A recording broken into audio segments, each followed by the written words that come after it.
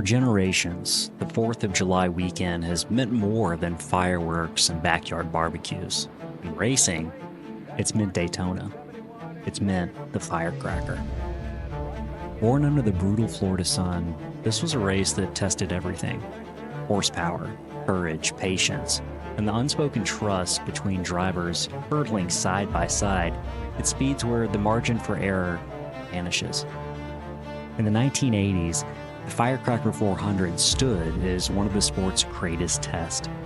Richard Petty chased immortality here, adding to a record book already bursting with his name.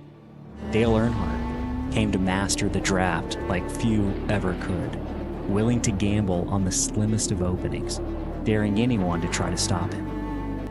And the Allisons, Bobby, Donnie, Davey, they raced each other as only brothers could, sometimes leaving nothing but sparks and family pride in their wake.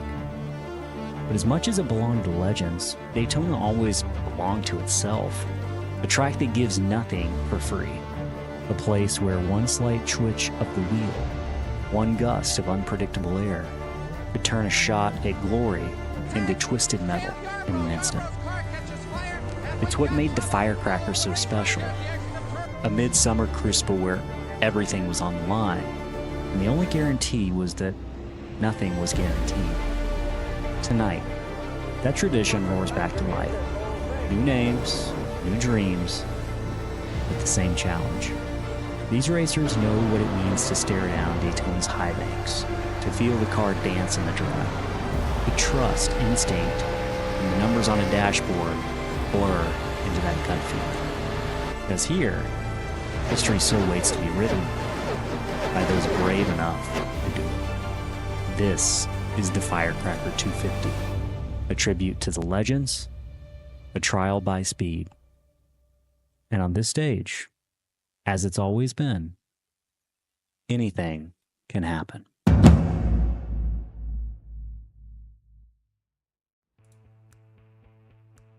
If it's Saturday on 4th of July weekend, that means it's the Firecracker 250 from Racers Elite.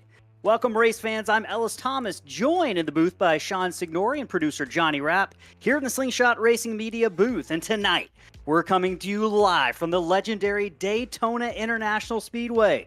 It's the 87 Cup cars roaring around the old school super speedway in a throwback to the glory days where the draft's going to be king. And the smallest mistake can turn into a massive problem. Daytona sits in the heart of Florida, just a few miles from the beaches where stock car racing was born. Since it opened back in 1959, it's been one of the most iconic venues in all of motorsport. A place where champions are crowned, and the history of NASCAR has been written lap after lap. The track was so ambitious in scale that engineers actually had to account for the curvature of the earth when they designed it. That famous 31-degree banking was carved from the dirt dug out of Lake Lloyd, which now sits in the middle of the infield.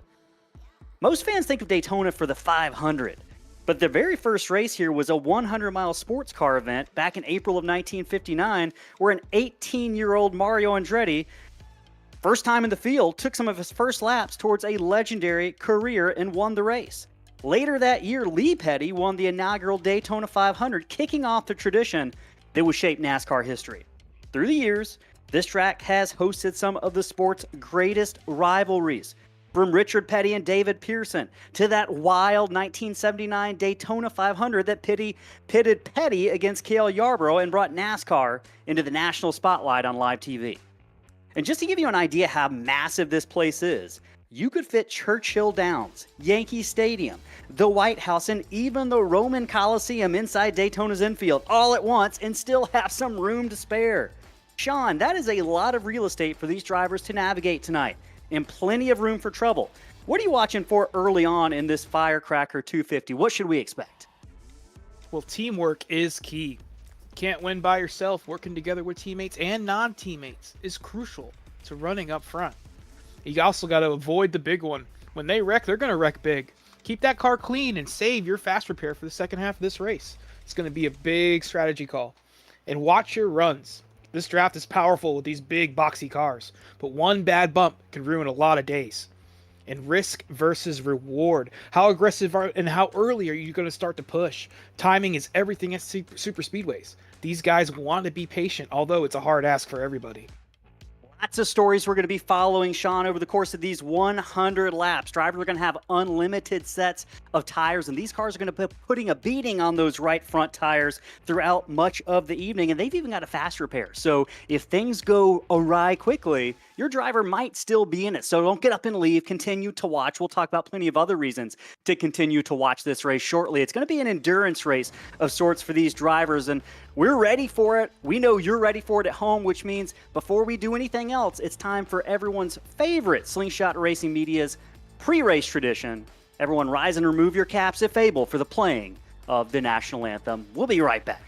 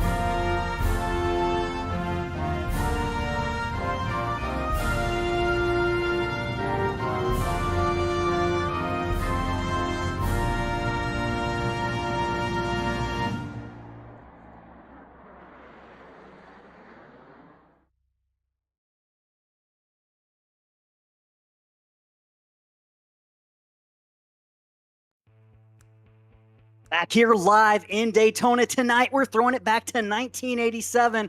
It's a 4th of July weekend tradition historically in NASCAR, at least for much of the 80s and 90s, to come to Daytona on 4th of July weekend and have a hard-nosed gladiator fight on these high banks of the super speedway here at Daytona. We're doing it tonight. Qualifying is entering into its last 3 minutes or so. We'll talk about where your favorite drivers are going to be starting on the grid shortly. But before we do so, we've got some stories for everyone to follow throughout the race. Things we're going to be keeping an eye up on in the booth, but things you should be paying attention to as well. Teamwork. Sean, you and I have both run plenty of races at Daytona in these 87 cars. Teamwork is going to be critical. When you go to a place like Daytona or a place like Talladega, why is working with your team so important? What can really go wrong if you don't have a teammate or lose them throughout the race? Well, if you don't have a teammate, it's hard to get people to work with you sometimes, and other people have teammates that they're really committed to working with, and having somebody in your corner, somebody you can count on to go with you and follow you when you make a move or when you go to the back sometimes is really a good ace to have in your pocket. Lots of drivers will be hoping to have luck on their side tonight, and that's going to play a role in avoiding the big one. We've been in plenty of big ones ourselves, and at a track like Daytona, it's even a little bit narrower than Talladega, Sean. Drivers are going to have to be on their toes because those wrecks, they can happen in an instant. These cars are going to be going over 200 miles an hour into the corner, and they're going to be packing a bunch of speed, and they're going to be bumping off of each other. And if you're there, you might not have started it, but you can certainly be in it. Is there anything as a driver you can do to avoid that? Well, one thing about these cars, those brakes aren't very good, especially in these old stock cars. So you have to kind of maybe keep your brakes a little warmed up sometimes during the run. We're going to be seeing people lifting going into the corners, but not necessarily braking. But being prepared to stop at any moment is really something the smart drivers are going to be out here doing. And of course, all these stories tie in together because the next one, watching your runs, we're going to talk about the Slingshot a lot tonight. These cars can get runs on each other very quickly. You have to be choosy about where you use those runs. Do you have any advice for drivers in the field? If you're a driving coach or you're on top of the pit box for a driver, Sean, what are you telling them to do with those runs they get? Well, you want to make sure that you're making your move very well down that straightaway. You don't want to make your move too early down the straightaway because then you're not going to have the run going into the corner to be able to pass the guy that you're trying to pass. If you make your move too early, they're going to draft right back by you. And all of this culminates in how early do you get aggressive, right? I'm curious for your standpoint, Sean. From my standpoint, I go back and forth whether I think I want to be up front racing hard early or I want to lag back, maybe in my own separate pack to avoid the big one that's inevitably going to happen. What is kind of your mindset head into these big super speedway races? Nowhere is safe on this racetrack. I've seen the leaders wreck, and I've seen them wreck for last place. So I've always tried to get to the back, but even back then, like we said, the brakes are bad. The pileups are all going to happen in front of you if you're in the back. So it's really a conundrum to try to figure out where you want to be at any point in this race. These drivers will be taking pop quizzes all night long on when to make those moves and how aggressive to get, Sean. It's almost time to start this thing. Before we talk about the starting grid and where your favorite drivers are going to be starting, thanks everyone for tuning in so far. Send your friends, send your family here. If they enjoy racing, they're going to enjoy tonight. If you're watching and you haven't hit that subscribe button, folks, it doesn't cost you a single thing, but it helps get your drivers, the fans, are going to help the drivers get more viewers in front of them tonight and in the future. So we appreciate you tuning in. We've also got a super chat goal. If you're interested in hearing about your favorite driver and maybe getting an interview with them during the race, you can contribute to those super chats in the chat. We are also going to be giving away a free Tim Richmond, if you're old enough to remember Tim Richmond, 1986 Folgers Tim Richmond car, simply for being in the chat and being an active chatter. We're going to choose the most active chatter at the end of the night to send that Tim Richmond throwback diecast to later on. So thank you so much for joining. Now it is time to get this thing underway. We're going to look at the starting grid for tonight's Firecracker 250 from Racers Elite. On the pole, it is a name that is synonymous with being up front in these super speedway races. If you've been on iRacing or if you watch any races on our channel, you know Aaron Smith, you know that yellow car. He puts down a dominant blistering lap in that 70 to claim the pole for the Firecracker 250. On his outside, it's going to be the 26 of Hunter Reynolds. Inside of row number 2, starting third, is going to be Jacob Bradley in that number 60. On the outside of row number 2, it's going to be Chris Stover in the 47. Starting 5th tonight, Anthony English in that 44, with Wesley Lynch starting his outside in that number 33. Rick Sanchez is going to be coming from 7th tonight in that 64. Keep an eye on him if you're a fan of the 64. Rick Seabrans in the number 4 is going to be starting his outside in 8th. Brandon Zimmerman, he's a driver we're going to be talking about probably much of this evening. He's fast on these super speedways. He'll be starting 9th. And then Andrew Teft in that number 98 is going to be starting from 10th. Starting in the 11th position is going to be Sean Burke in that 93 car. And 12th is going to be Blair Holloman in the 32.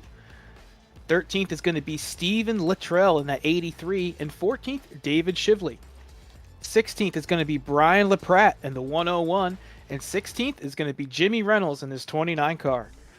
17th is going to be Chris Gaskell in the 707, and 18th is going to be Mark Mann. Starting 19th, Austin Norris in his 7 car, and 20th is going to be Cody Bonelli.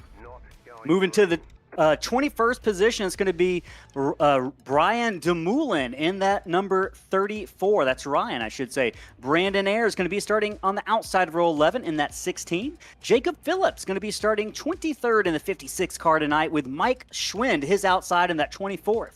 25th is going to be Troy V. Thomas, with Andrew Schrader starting his outside in 26th in the number 48 car. Nick DeCesare in that 00 Taylor Swift paint scheme tonight, by the way, is going to be starting in the 27th position, with Truth Hokie to his outside in the number 55. Kinsley Smith starting 29th, with Dennis Kane in the 99 starting on the outside of row 15 from 30th tonight. Your last quarter of the field is going to start out with 31st place, number 50, Terry Fennell. 32nd is going to be Mark Osler in his 17 car. And 33rd, Trevor Fetting in the 711. 34th, Christopher Pugliese in the 88 car. And 35th, Stephen Vest in his 28 machine. And 36th, Kirby Wainscott in his 10 car. 37th, J.B. Harrison in the 90. And 38th is going to be Timothy Brand in the 92. 39th, Barry Nelson in the 196, and bringing up the rear of the field is going to be Brett A. Bray in the 6 car. Boy, it is a stacked field tonight, Sean. It is going to be action-packed.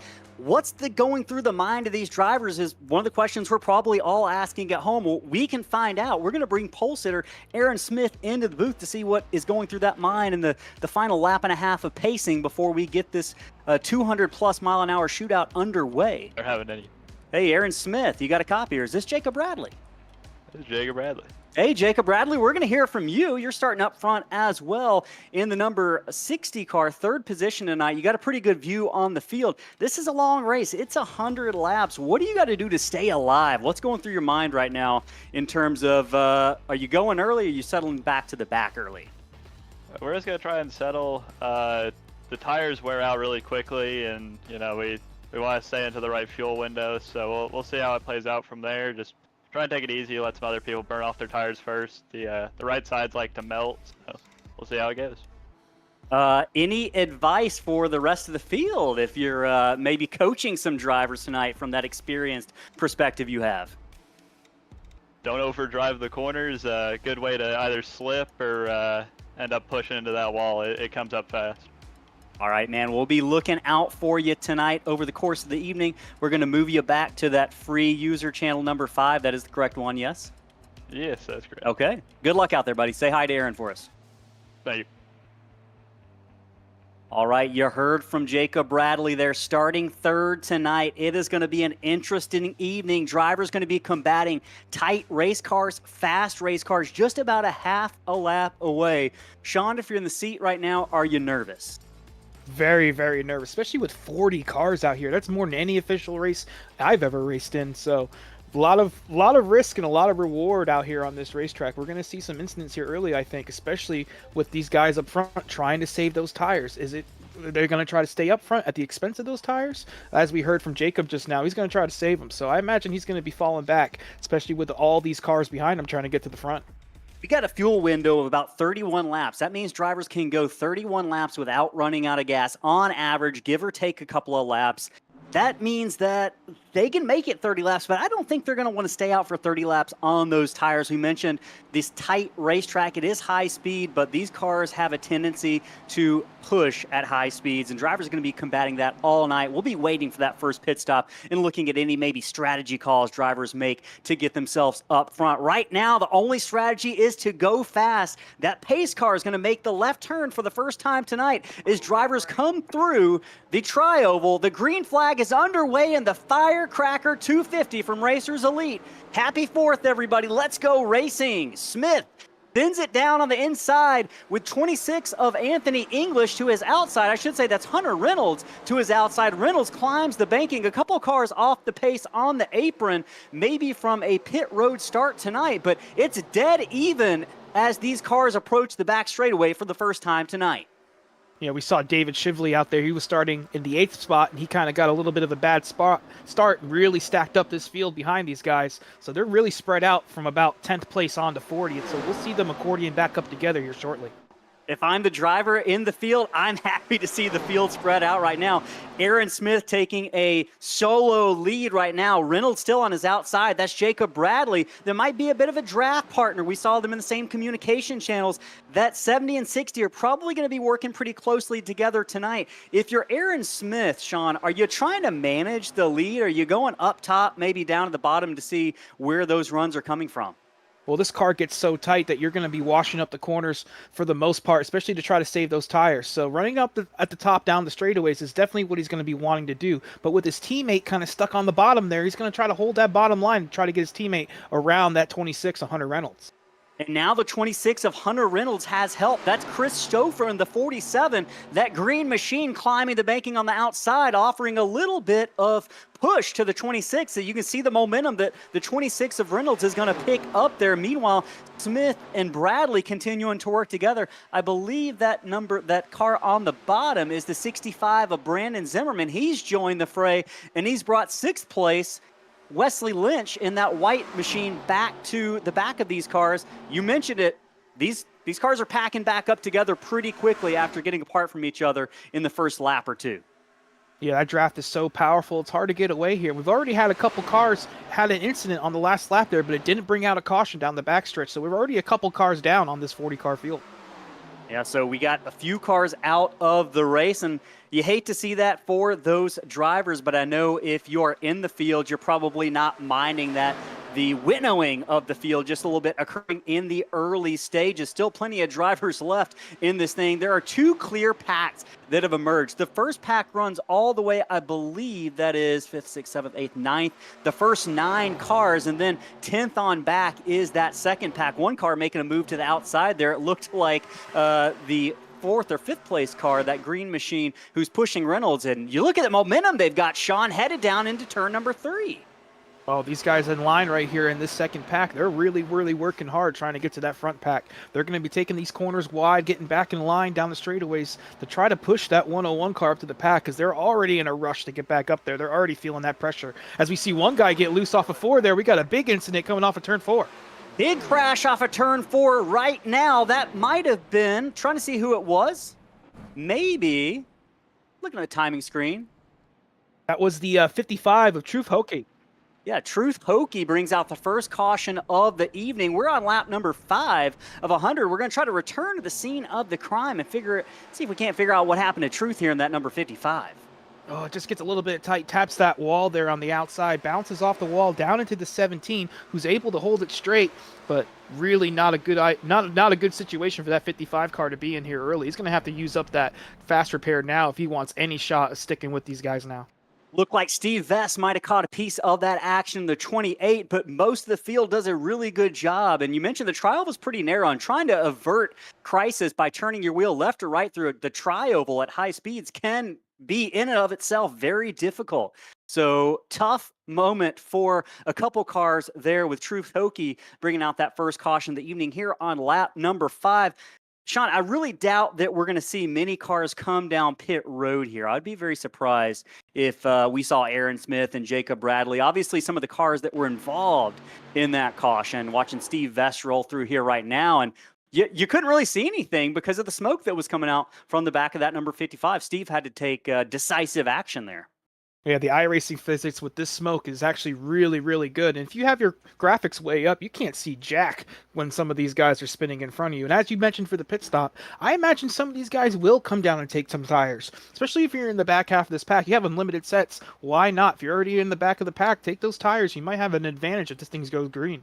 Why not is a great question. Hey, we did have a super chat who wanted to hear from Brandon Zimmerman just a little bit. They're shouting out and rooting for the number 65 of Brandon Zimmerman. I'm looking for him in our chat right now, and I'm not sure if I see Brandon. He is currently running 4th, having a good little outing in that number 65.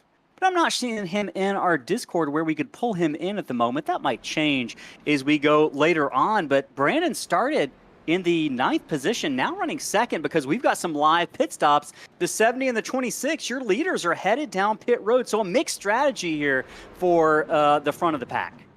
Yeah, some guys are going to stay out, try to get some track position here, especially with only 5 laps on the tires. But these guys are going to be playing for the long run here and playing the long game, coming in and getting those tires while they got them. They know that they're fast and skilled enough to get by some of these guys, so it's kind of a win-win situation if you're already up in the front, especially with that many guys following you down.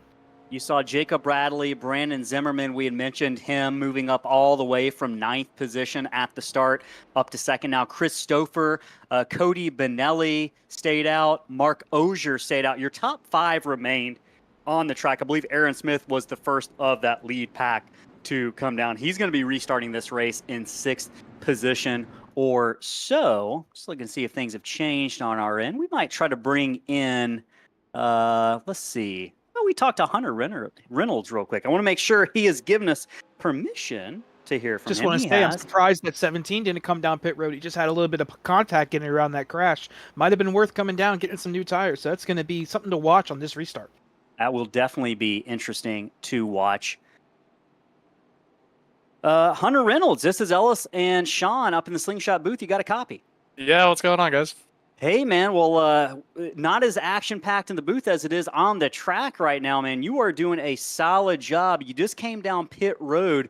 How's it been up at the front of the pack? We saw you kind of getting a push from a couple cars behind you, working that outside line. How comfortable is the car right now? Yeah, I mean, I feel pretty good in the car. It's a little tight or loose depending on, who you have around you, but it's pretty tight up in that top lane. I didn't know that I wanted to be there much longer because I feel like I'm wearing more tires up there, but yeah, pretty calm-ish, as calm as you can get running 200 miles an hour up front, but feeling pretty good about the car. I don't know if I like the tire call. I do because I got tires, but I lost a little track position, so I have to see if I can figure out something here. All right, man. Well, we're going to let you get locked in again as we get the one to go. Any shout-outs before we let you go get back to racing? Shout out all the OP boys back there running with. Shout out you guys have been in the booth, put on a great job. This is my first time running here, so pretty happy to be here and running with the guys. So I think that'll do it for tonight. All right, man. We're moving you back to your channel. Good luck out there. Thanks. Good talking to you. Absolutely. So you heard it from Mr. Reynolds there in that number 46, Luke Reynolds, who had been running up front, decided to come down pit road and get some tires there. We'll see how that plays out for him later on. Drivers have stacked it back up, double file for this restart. Coming up on lap number 9 of 100 tonight, the Firecracker 250 from Racers Elite. Jacob Bradley is going to be the leader on the restart with Brandon Zimmerman up from 9th position, now to 2nd on the outside to challenge, with Chris Stouffer and Cody Benelli taking up that 2nd row. You got to go all the way back to 6 on the outside of row 3 to find Aaron Smith, which was the first car to hit pit road earlier. So do you think we see a tamer start this time, Sean, than we did last time with a little bit of contact on those first couple of laps? We just might, but we also might see these guys who come down and get some tires. They might panic a little bit and try to get around these guys with the older tires in front of them. So it's going to be, a catch-22. Do you want to get around these guys who stayed out, or do you want to sit behind them and save your stuff? We are at the newer Daytona and not the old bumpy one like these guys have been racing all week. So I imagine tires might mean a little less than what these guys are expecting, but it's going to be a big strategy call here to try to stay out in front if you stayed out. Drivers already on varying strategies, with some getting tires early and fuel early, others electing to stay out. Thanks for everyone joining in, watching on YouTube right now. In the chat, BZ Time 65, thank you for the super chat as well. Pace Car is going to pull off for the 2nd time tonight. It's going to be on Jacob Bradley to get these cars going again in that blue Geico restart zone. He mashes that throttle, wiggles a little bit, but gets the whole shot. Nonetheless, you've got Brandon Zimmerman in that black and purple number 65. Now he's got Christopher Stouffer on the inside. Cody Benelli in that white and orange number 15 or 19 coming up on the outside. Big lead for Jacob Bradley. Maybe too big of a lead, Sean?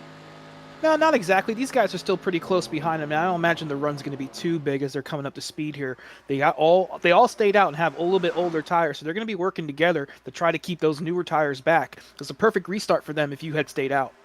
One car moves to the outside. That's the 19 of Cody Benelli. He's going to get gobbled up by Aaron Smith and Hunter Reynolds there in that 70 and 26 respectively. Wiggle off the corner for the 19 of Benelli, but he continues to hang on to it. He's going to lose a lot of spots. And Sean, that was a really good illustration of what maybe making the move too early might look like. He probably learned a little bit for later on in the race with that.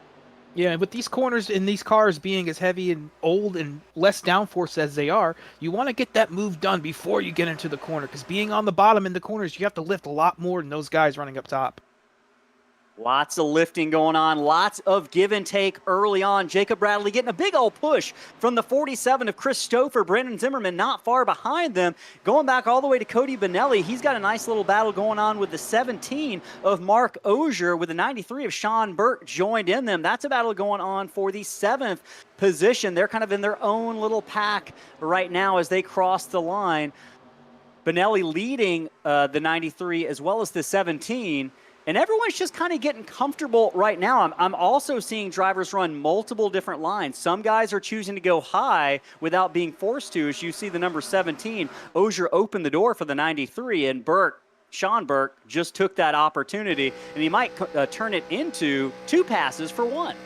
Well, Sean Burke also came down and got some new tires. Both the 19 and 17 stayed out last time around, and you can see that new rubber right then and there. He can get back into gas a lot sooner than these guys. It's going to make it an easy pass for him in 3 and 4. So the difficult handling of these race cars starting to rear its head. Further up front right now in the third position, we've got a battle brewing. Aaron Smith has worked his way around Brandon Zimmerman to the inside. Now Zimmerman in that number 65 climbs the banking. He's going to lose at least one spot, maybe two, maybe a third, maybe looking just to get back in the pack just a little bit. I'm curious, Johnny, if we might run on board and just see how crazy it is inside these cars, maybe an onboard with Aaron Smith. Onboards are always fun in these older cars because they just look so retro inside, so much different than your usual cars that we see today, especially on the street side. The cars nowadays, they got huge A-pillars and, airbags and all types of stuff, and this is how most cars were back in the day, a simple dash and a simple windshield and no steering wheel. That's all they had. No air conditioning, no ventilation going into the helmets. And imagine that on July 4th weekend at the beach in Daytona. It had to be absolutely grueling and miserable for these drivers. Obviously, these guys are in a little bit better position, air-conditioned racing rooms, potentially whether they're in a desk setup or a rig setup. But Aaron Smith making quick work, going to the top. I think we might see that 70 and the 26 work together quite a bit tonight because they have been stuck together like glue. You can see the run that Smith is getting on the leader, Jacob Bradley. That's coming off the bump from the 26 of Hunter Reynolds. Yeah, that pass started all the way back in turn 2. He was able to get back in the gas so much sooner than the two cars in front of him on older tires, and he was able to take that momentum all the way down the backstretch. Got a little bit of help from that 26, but he's not helping them now. He pulled down in front, and Jacob Bradley, he's going to leave that 26 out to dry, at least for the moment.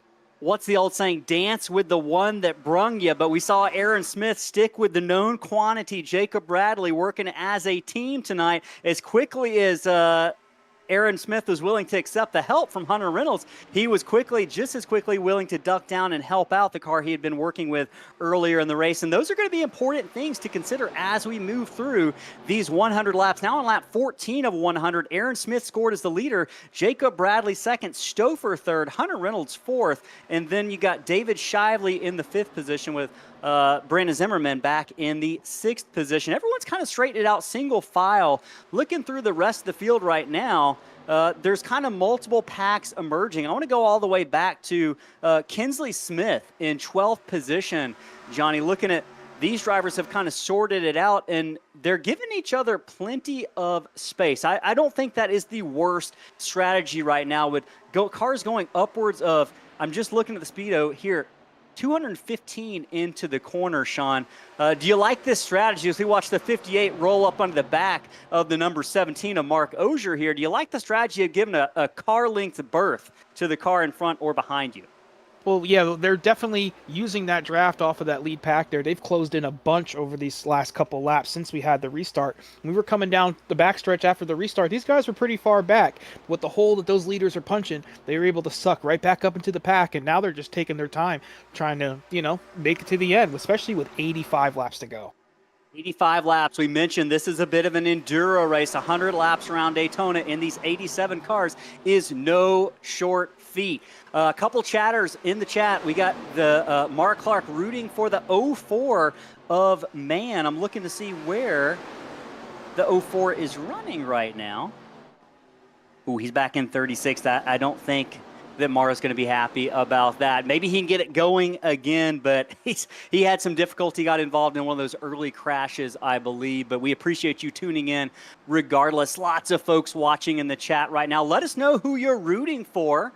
And if you want to give a super chat to let us know you are enjoying what you're seeing, we'll be glad to focus in on your driver, talk about them just a little bit, and maybe see if we can't get an in-car interview with them at some point during the race. Right now, you're watching that battle going on. That is the battle for the...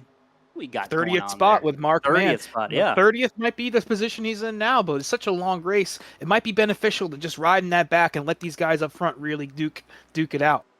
I think you're absolutely right about that being a solid strategy for these drivers. And they are taking it easy out there, but where they are not taking it easy is in the front of the pack. You can see that tight helicopter shot there. Aaron Smith trying to fend off the 26 of Hunter Reynolds. Jacob Bradley not far behind. David Shively is back up into fourth position after starting 14th. That 48 car, or I should say the 85 car, that is on the move tonight. He's carrying two legends at Daytona on that car. He's got kind of a blend of a Richard Petty paint scheme and a Dale Earnhardt paint scheme. Yeah, we saw Jimmy Johnson race that car in 2020 at Darlington, and it's one of my favorites. You can't get better than having the two legends on your car. Maybe given just a little bit of extra speed in the tank tonight for that number 85. Top 12 or so, they are single file at the moment. The number 19, Benelli, is making a move here for the 8th position. Looking to go high on the 93 of Sean Burke, but thinks better of it in the moment. We're about 19 laps through this 100-lap shootout, the Firecracker 250 from Racers Elite. We're probably about 10 laps away from a potential pit stop. We're going to take just a moment to step away and hear from some of the partners who have made this race possible, including Whiplash Simcams, who are giving you the amazing angles we are seeing tonight from all over the track, so you can see your favorite drivers out there. We'll be back in just a quick minute after hearing from our partner Whiplash Simcams.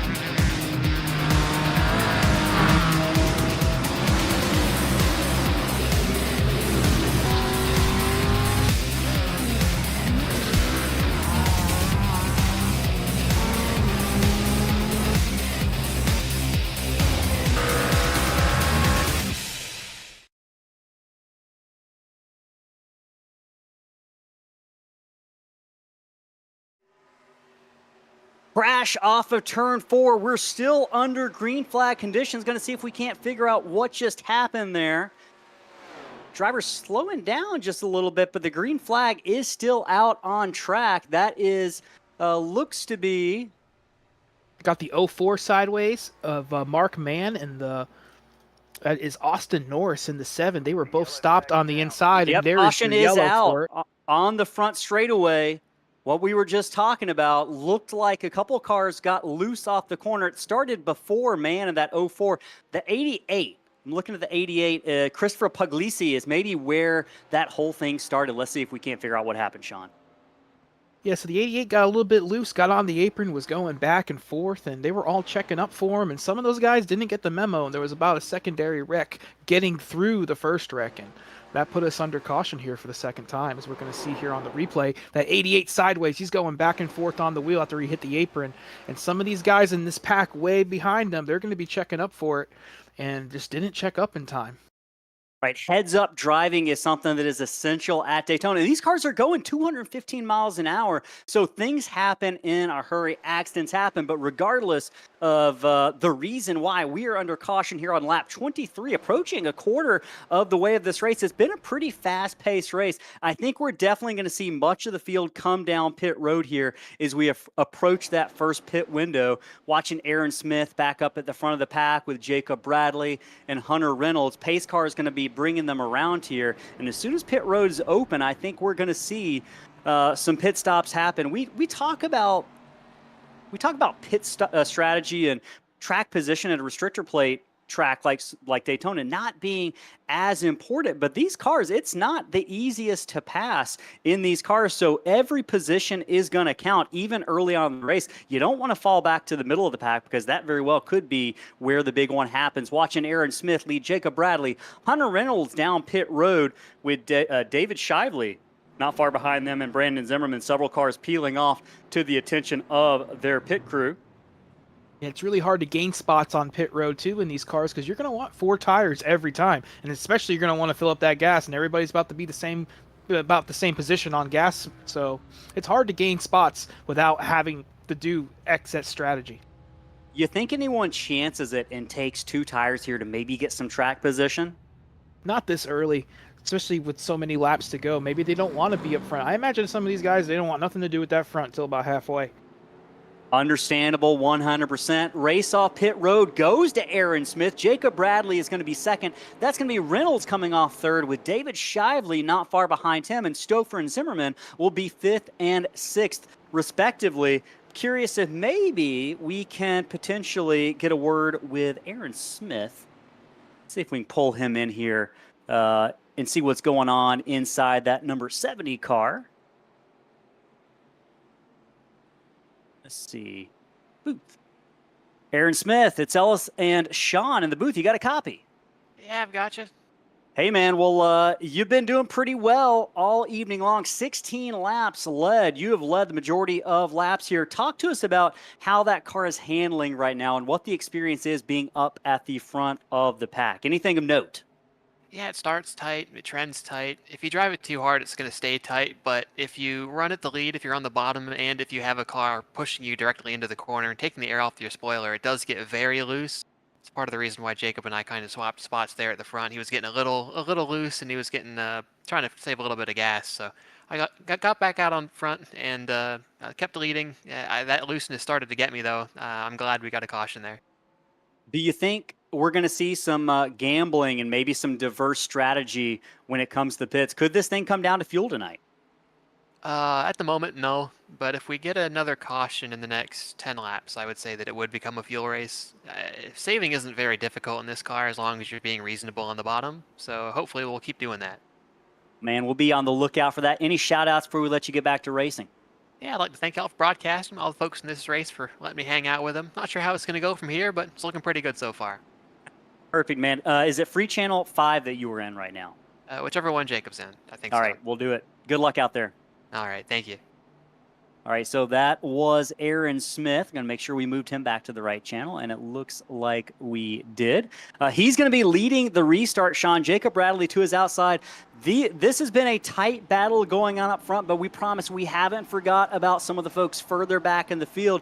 Once we get this restart underway, we're going to take a look at some of the tight battles going on 15th on back, because there is just as much action going on back there as these drivers work their way through the field. And it's arguably more difficult to be in the back because you've got to be aware of a lot more checking up. It's like a chain reaction, Sean.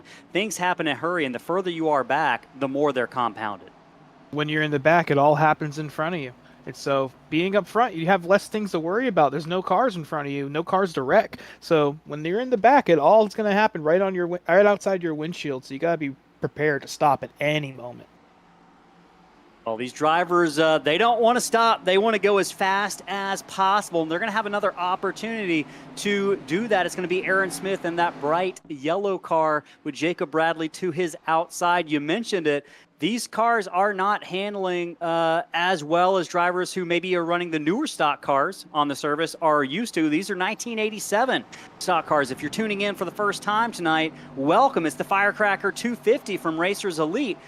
1/4 of the way through, it's going to get even wilder, folks. A lot can happen, and it probably will. Pace car pulls off. Green flag on its way out. Aaron Smith, big jump from that inside of the front row. He's going to leave Jacob Bradley in his dust, but it's going to give Bradley an opportunity to maybe slide down behind him and offer a helping hand once he catches him. The battle is on for third position. That's Hunter Reynolds and the number 85 of David Shively. Unfortunately, Shively is without a dance partner on the outside, a very lonely spot. Zimmerman maybe thinks about going up there with him for a moment, but also smells blood in the water. One driver makes a move, the 26 of Reynolds to the outside. Will he find a dance partner? There goes Shively finding the help he needs in front of him. It's going to give him a big boost. He'll move back up into the 4th position as they go through turn 4.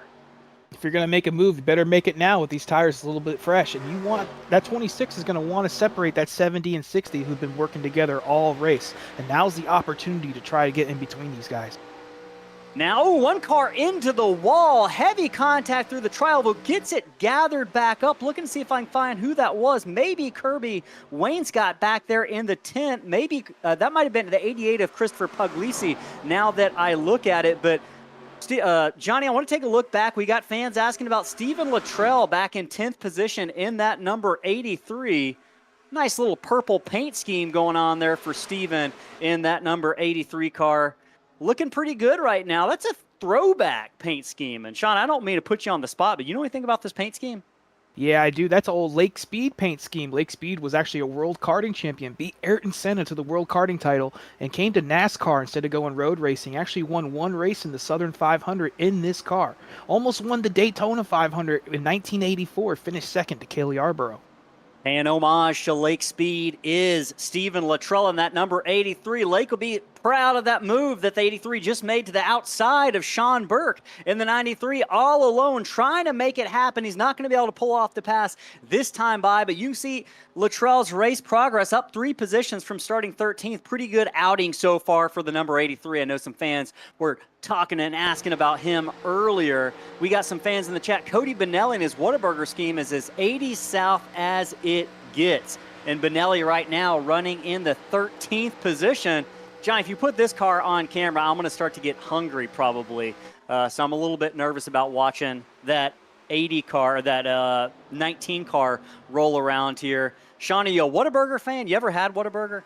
You know, I grew up in Arizona, so I've had Whataburger a couple times, but I'm sure some of our viewers from not in the Southwest, they're going to be like, what is Whataburger? You know, it's like In-N-Out, but it's just a little bit better. In-N-Out, just a little bit better. I think I've had Whataburger once, and it was okay, but the one thing I remember is my car broke down in the Whataburger parking lot. That happens so a lot. I've never been back since. But right now you see Benelli to the outside of the number 32. A nice little battle going on there. The 32 being Blair Holloman in that Bass Pro machine. Holloman started off in 12th. He has held position in 12th. Has not lost a spot, has not gained a spot. You can't ask for a more consistent performance. Through the first 30 laps here, the Firecracker 250, 70 laps remaining. If you're joining at home, we appreciate you. We got Lorna Luttrell in here. They're faniacs of Stephen Luttrell in that wins paint scheme. So appreciate you joining in. Everyone who's in the chat right now, let us know who you're rooting for. We're still giving away that Tim Richmond 1986 Folgers diecast, kind of in honor of this Firecracker 250 NASCAR tradition back from the 80s and the 90s. Back up front, Aaron Smith has got the rest of the field in his rear view mirror. Drivers have largely kind of set as a single file pace for the moment.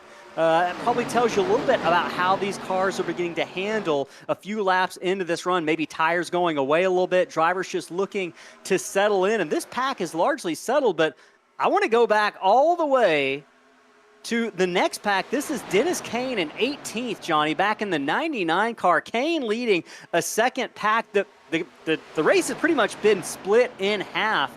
I think Kane's probably in the best position in terms of avoiding that big one that we've been talking about lurking around the corner all night. It's a nice looking Dunkin' Donuts. What is all with all these drivers having the food paint schemes tonight, giving me the munchies here late, 10 o'clock on the East Coast? They're trying to get us, Johnny. They're trying to get us. Yeah, this second pack is about 4 seconds behind the first one, so you might see some desperate moves out of these guys, seeing that front 10 drive away. Well, front 17, I should say. They're driving away slowly but surely, and these guys need to get together quick and work together to try to maintain some, at least close to those guys. Yeah, right now, go ahead, Johnny. Yeah. While we're talking about these paint jobs, we've seen it on screen a couple times already. I think is it...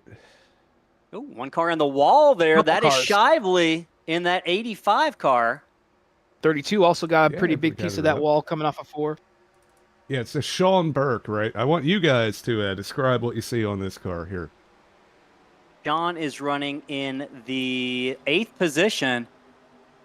I feel like it's going to be an artist that you like. From a distance, can't really see it that great. Is that an album cover? Oh, It's Rick Astley. We've been Rickrolled. Oh, yeah, no. we've been rickrolled by the 93. I thought it was Bruce Springsteen at first, but I figured, I don't know about that one. You did it on purpose. Producer Johnny got us. We've all been rickrolled, folks. Right now, Burke's going to slide back in front of Stephen Luttrell. Connor's asking 1986. These are the 87 cars, Connor, but the diecast we're giving away is from 1 year earlier. It's when Tim Richmond won the Pocono race back in 1986 in that Folgers machine.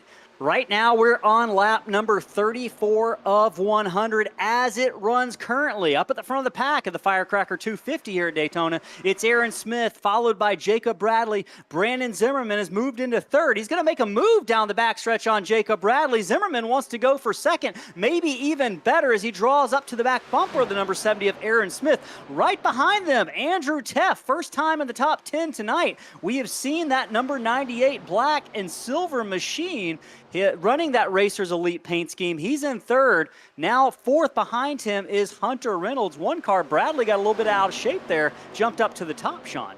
Yeah, he got into the wall off of turn 4. It's really easy to get tight when you're outside another car.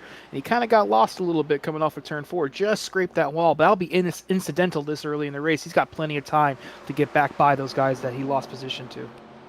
Plenty of time indeed. One car drawn out again. That's Reynolds looking for the third position on Andrew Teff. They're maybe going to bring Christopher Stouffer with them. Kinsley Smith in that red machine not too far back in that number 15. The lone car kind of running that second groove up as drivers work their way through turns 3 and 4 for the 35th time tonight. A pretty blistering pace here at Daytona in the Firecracker 250. Blistering temps and blistering speeds upwards of 216 miles an hour headed into the corner. It's really hard to describe how fast 216 miles an hour is as we ride on board with Kinsley Smith in that number 15 car. You can see his progress, a little bit of a gap behind Stephen Luttrell in the 83, a comfortable gap nonetheless. But Andrew, what do you, or Sean, what do you know about kind of this is approaching the time period where Bill Elliott ran the fastest lap back in 1987 at Talladega. Why were these cars going so fast compared to what they do today? Well, they just had big power, no restrictor plates. These cars were pushing 600-700 horsepower in the days where we were way ahead of safety and way ahead of, the constraints that downforce and drag brings us. These cars have next to no downforce. It means next to no drag. So they were really hauling the mail back in the day. All in the mail, it makes it more difficult to drive and more difficult to slow down. Right now, none of these drivers want to slow down at Daytona in the Firecracker 250. Big race. We got even a prize money on the line for the driver that wins it. I think we're looking at close to $40, maybe even $50 for the driver that wins, in addition to the bragging rights that come to picking up the win here at Daytona. Right now, these drivers about 13 laps into that fuel run. Almost contact back there. I believe that was Andrew Teff and Jacob Bradley. You couldn't have slid a sheet of paper between Teff's left rear and Bradley's right front there. They get it sorted out, but that was a moment where we all held our breath for just a minute. They settle it back down to single file as they go through the front stretch down into turn number 1. Further back, that's the number 15 we were watching earlier back in 8th or 9th position. The number 15 of Kinsley Smith losing a little bit of ground there on the outside. That car maybe not handling the best, maybe just looking to get back to the back of that front pack. And as Nick DeCesare rolls by along with the 29 of Jimmy Reynolds, the 15 is going to slide back into that very comfortable spot to be.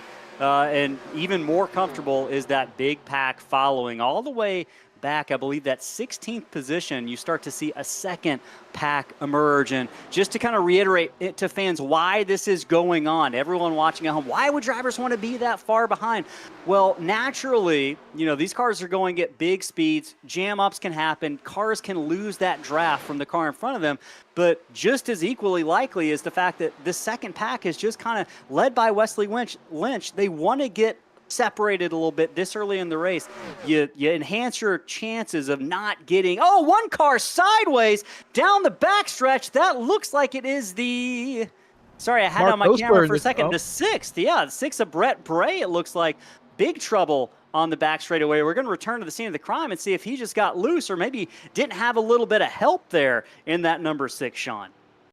He did a great job holding on to it through the grass. A lot of guys, especially back in the day in these cars, they're going to hit that inside wall when they get that sideways. But he gets us a little bit tight off of turn 2. That's going to be a common theme tonight, getting tight off these corners. Taps that wall, and the whole thing just comes around on him. He's heading towards that inside wall right now, but he turns it back to the right, is able to keep off of it. Masterful job by Brett in that 6 car to keep it in one piece.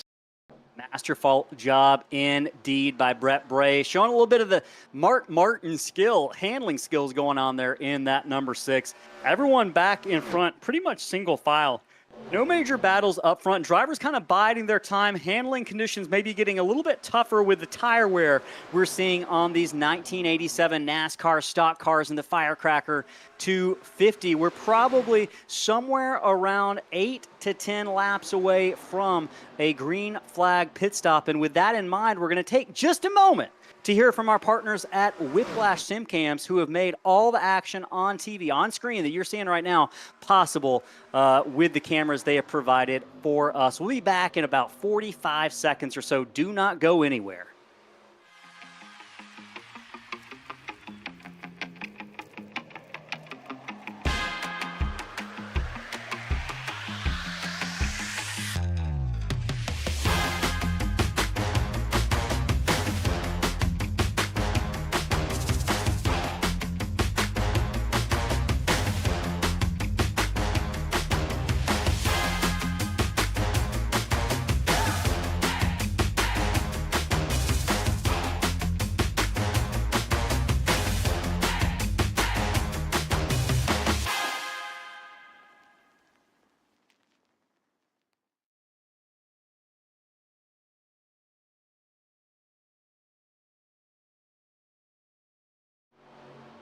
Welcome back to Daytona International Speedway, the World Center of Racing, as we got a battle for the lead just happening just now as Hunter Reynolds gets around Aaron Smith in that 70.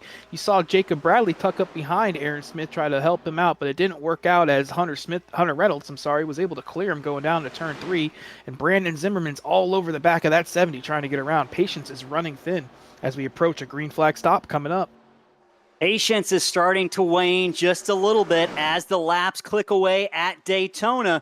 Big runs coming. Jacob Bradley swings to the left to try to get underneath Brandon Zimmerman and get back to the back bumper of his dance partner. Will Zimmerman have his own dance partner on the outside? I believe he will. That is the 47 of Chris Stover. They're going to have to find each other, at least for a minute. The 83 of Stephen Luttrell, his highest running position of the night as he climbs all the way up to 5th position, looking for 4th. You can see it. These drivers starting to get a little bit more antsy as we approach a green flag pit stop in the coming 10 laps or so. Lap 44 of 100. We're approaching the halfway point. This has been a fast moving race. We've got a lot of fans in the chat right now watching at home, rooting on their favorite drivers. Ryan, Lorna, Kaylin in here as well, Jimmy Lynch, Stephanie Fox, so many people, NetSpy, Belva Fetz. I don't think I've ever seen so many people in the chat. Thank you for everyone tuning in. Remember, towards the end of the race, we're going to give away that Tim Richmond 1986 NASCAR diecast to one lucky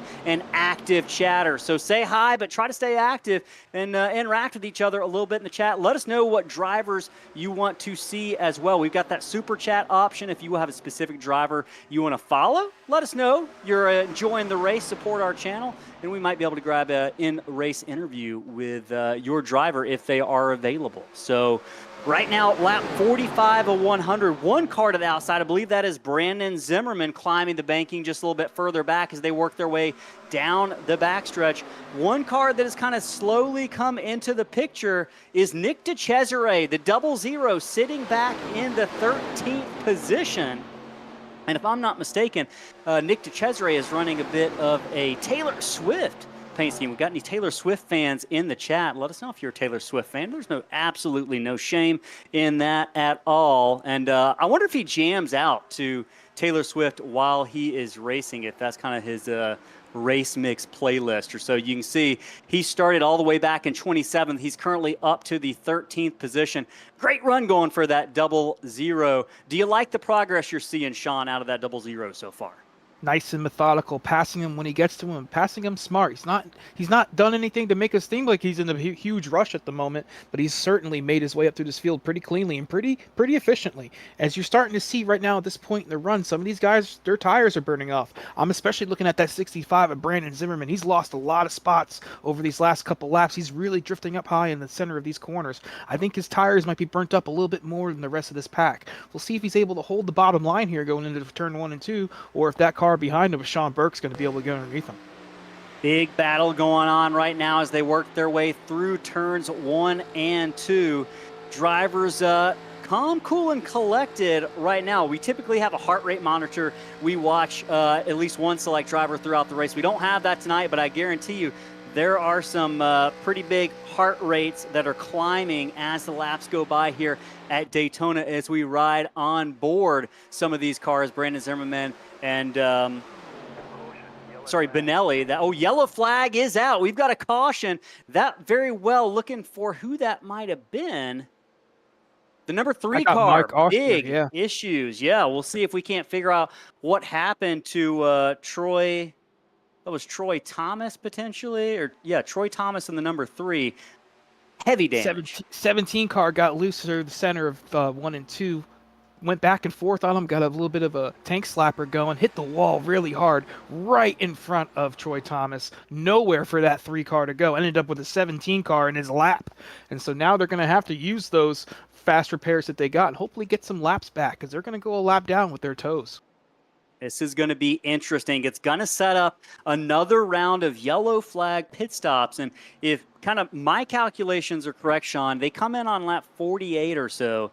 That's going to take them to roughly lap 78 on a tank, which should, in theory, be able to get them to the finish. So we might be entering into one final maybe set of pit stops after this one. And it might allow some drivers the opportunity to gamble on maybe coming in a little bit early.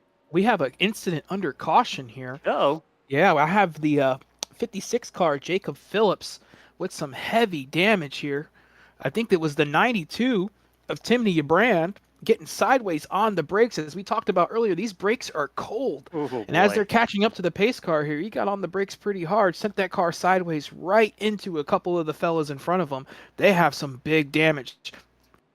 That was the 56 of Jacob Phillips, the number 92 of Timothy Brand, also involved in that. And you mentioned that, Sean, earlier on in the race. These cars don't have great brakes, and we just saw kind of what can happen when those brakes do not work like these drivers are necessarily expecting them to. Right now, drivers are entering down onto pit road. Potentially, we are going to see Hunter Reynolds and Aaron Smith make those left-hand turns. Jacob Bradley, as well as Anthony English, going to join them. The 83 as well is going to be in that mix. Here they come for live yellow flag pit stops, I should say. Interesting to see if any of these guys. Sorry, I was going to say it's interesting to see if any of those guys involved in that wreck used up their fast repair early in this race, and now they don't have any left, and these wrecks are going to be way more consequential if you don't have that fast repair waiting for you when you get back. Yeah, we've kept a pretty intact field at this point. Just a couple drivers exiting the race, I think 5 to be exact, but you mentioned it. These quick repairs are gone. The car is not just going to magically fix itself. If you're wondering what in the world we're talking about, drivers were given one quick repair, meaning if they get in a crash, they can come down and the car will magically fix itself. No harm, no foul.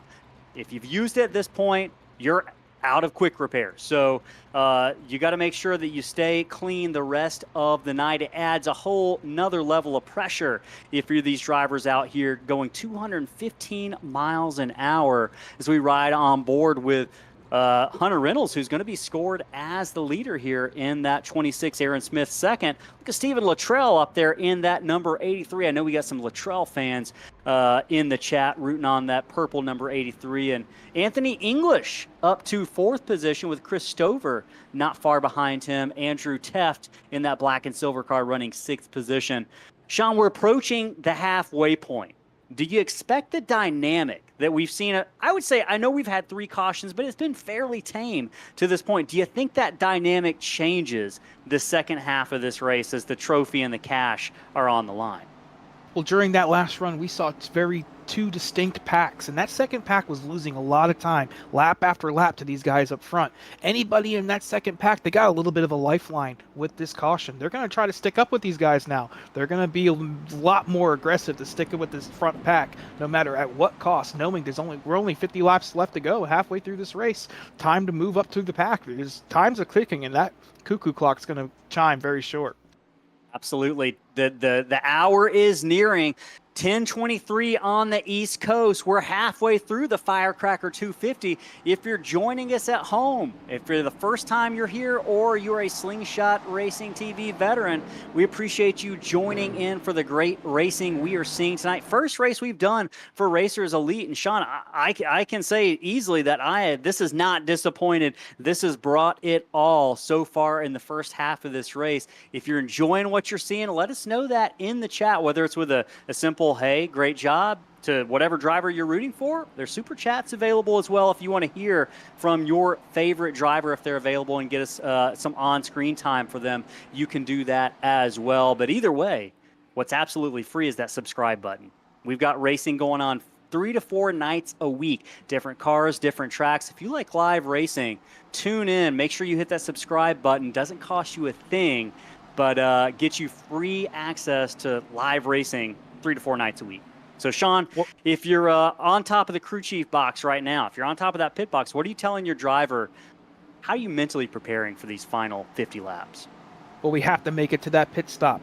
That pit stop's going to be coming in about 30 laps. So you have to keep your car clean and stay up front, so that pit stop matters. If you're way back in the pack, 10, 12 seconds behind, that pit stop isn't going to mean anything. You already lost the draft. So sticking up there and staying with the leaders is paramount. Well, 1987 Full House. The TV show debuted for the first time. We got a full house. 34 cars on the track tonight, taking the green flag once again. Lap 51 of 100 past the halfway point. Hunter Reynolds leads the way, but Stephen Luttrell putting on a bunch of pressure down into turn 1 with Aaron Smith to his right side. He is boxed in all the way around, but he is making it work right now in that 83 Luttrell, just playing it calm and cool right now, drawn to the back bumper of the 26. They sorted out single file down the backstretch into turn number 3 for the 51st time tonight. Big move by that 70 to get back in line. He was setting up to lose a whole lot of spots going down to turns 3 and 4 out there by himself, but he was able to get in line behind Anthony English. That's going to mean a lot here in his quest to try to win this race. Things have sorted themselves out up front, but right now, the rest of the pack trying to do the same further back. You can see everyone kind of slowly getting their place in line. They know, like you said, Sean, they got to make it to that last pit stop.